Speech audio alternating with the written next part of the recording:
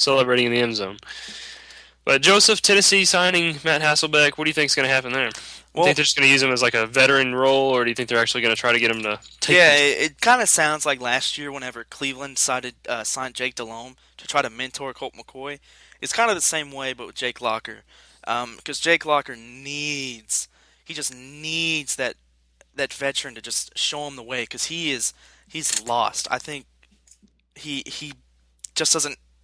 He's a really bad decision maker when it comes to playing quarterback, and he needs somebody to show him how to play quarterback in the NFL. And I think Matt Hasselbeck is a guy to do that. Yeah, and they also, they got rid of Terry Collins retired, so that whole veteran presence in the locker room was gone. So I guess they needed a new one. But I don't really see Hasselbeck's career going much further than. I mean, I don't see him putting up numbers because Oh he's going to be a no. backup. He's not going to start, and if he does start, then it's not going to last very long. I don't think, just because he's played for a long time, and he's gotten hurt a lot, and his age is really catching up to him. Yeah.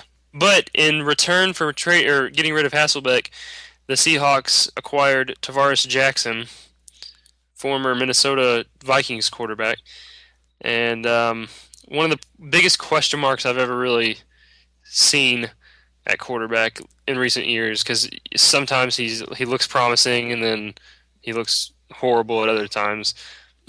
Seattle taking Tavares Jackson. Joseph, what do you think about that one? Um, I really don't know. They didn't draft a quarterback. They didn't really.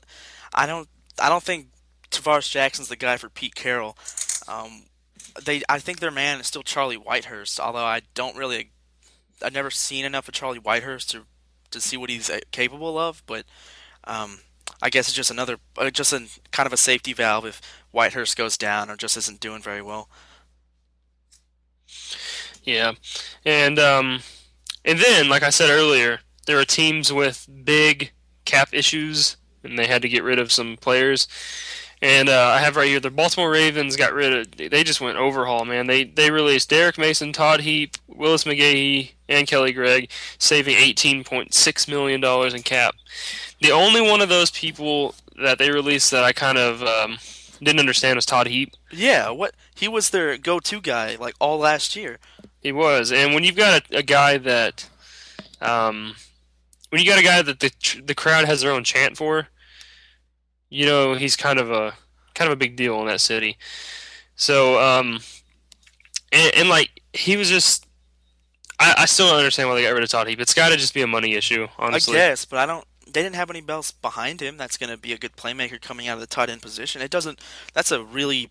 I think that's a really poor decision for the Ravens. I agree. I mean, McGahee and Derek Mason getting, I think McGahee's done, honestly. I do too. And Derek Mason just kind of a liability. He can make plays. He's a good veteran presence for the young receivers they have, but I think he's past due. Yeah. Dallas also got rid of some players, getting rid of Leonard Davis, Roy Williams, and Marion Barber, saving $15.75 million Wow. in cap money. 15.75. But if you think about it, those are three guys that didn't produce like everybody expected them to. Well, that's exactly right. Me being a Dallas fan, I was excited about signing Roy Williams, and then I realized the 2 years that he was there, he didn't do anything at all, and it was just a big waste of money. Marion Barber, you go back to what was it, the 2006 season when it was him and Julius Jones, and that the two-headed monster thing. But Yeah. then you quickly realize that Marion Barber is not an every down back. He's not the guy. He's the kind of guy that has to have someone else with him, because we tried using him as a you know Well, he just couldn't stay healthy, and a guy who runs with the style that he does, he can't. His career is really short. yeah He's not. He's just a banger. He just runs straight through people, so he's always getting hurt, and that's what happened to him. yeah. But I think that was a very good move by Dallas, Yeah, I getting agree. getting rid of those three players. I guess out of those three, the only one that I kind of disagreed with was Leonard Davis. But then again, he is, you know, he's getting up there, and he's Uh, he's been, he hasn't produced like you'd like him to. But he is kind of he's on the Dallas is always have this big question mark at offensive line, because that's like the only thing that's really plagued Dallas of the past few years. And I was kind of thinking, well, you're getting rid of a veteran offensive line, player that could possibly help out somehow. But yeah, I mean, we'll see if But they then again, can. they needed to get rid of people. Then They needed to save yeah, money. exactly. Mark Herzlich signed by New York. One of like the best feel good stories coming out of Giants, football. Giants. What did I say? Well, you just said New York. You didn't specify. Oh yeah, sorry. There's two New York teams, the Giants. But one of the best feel good stories coming out of college. He beat cancer, played for Boston College. Um, One of my favorite players coming out of college, honestly, because he's just such a cool story. What do you think about that, Joe? I think it's awesome just to see this guy be a successful player in college, then find out he has cancer, come back, still play well, and now he's in the NFL. It's crazy how strong this guy's heart is. I just can't wait to see what he can do in the NFL. I love that he's in the NFL. I mean, I remember when he had to quit, when he had to stop playing because of the cancer, and everybody just that really, because you don't really think of big time players having something like that, and then he Yeah, comes back and does really well. Just a great story. Um, Running back Edrin James retired. He's currently or retired at 11th on the NFL all-time rushing list. Played for the Cardinals.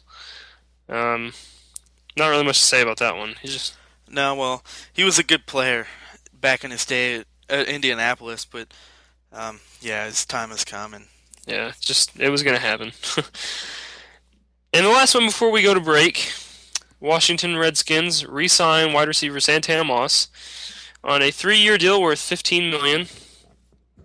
Santana Moss, who a lot of people think still has a little bit left to prove, and some people still believe is one of the top receivers in the NFL. Santana Moss. Yes, Where is he signed to? Washington. Oh, okay. I was confused. Yeah, he was re-signed by Washington. Okay, okay. 3 years, 15 million. Do you think that's worth 15 million? Yeah, it's only 5 million a year. He's the only guy to It's not a have. big contract. It's not a big contract, but I was thinking about the other day. My brothers and I were talking about Santana Moss, and I was like, name one other receiver that Washington has, and nobody could. Chris They're like, Cooley. receiver. Well, okay.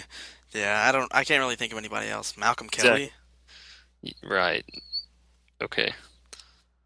Just saying. Yeah, That's that's just true. saying. That's where I'm going with that. You got to sign your one guy that you got. I mean, Yeah. they got Chris Cooley, but Santana Moss, only real playmaker they have, I think, when it comes to receiver. So yeah, good. That's a good sign there. But coming up, we have a lot more big time transactions in the NFL, and we're also going to go into a debate on college football playoff when we want to hear your thoughts. We're going to be right back after this break. Hi, I'm Joseph from The Score. And remember that all of our broadcasts are archived at our Ustream page and our YouTube page at youtube.com/jhuerta11.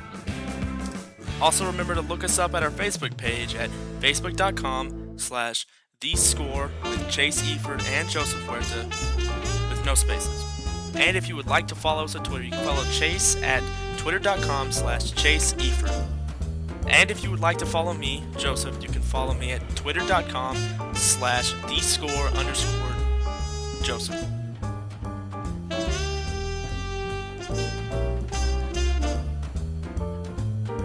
Welcome back to the Score. And when we left you off, we were talking about big transactions in the NFL offseason to date, and we're going to start off, bring it back in with Alex Smith being re-signed by San Francisco for 1 year, $5 million, and one of the biggest what the heck signings I've ever seen.